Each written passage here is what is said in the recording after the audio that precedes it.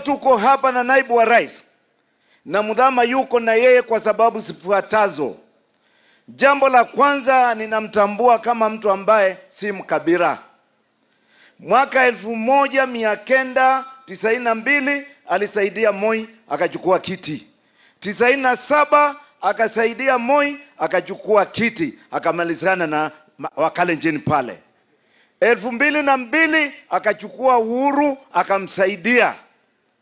2007 akasaidia Raila akaweka hiyo kazi. 2013 akasaidia Uhuru. 2017 akasaidia Uhuru. Raila, Mudavadi na wale wengine na Kalonzo walikataa hiyo ngoma yote, na kila mara wameenda katika barabara ya kushindwa na wameshindwa kila mara. Ni kweli si kweli? Nitoboe nisitoboe? Leo huyu niko na yeye kwa sababu si mkabila. Na Wakenya tumeenda na Kalwale Mombasa kule Msambweni. Wakasema chama ni Ruto. Chama ni nani? Na Asla Dio Nation. BBI inaunda nafasi 5 za kuongoza katika taifa letu la Kenya.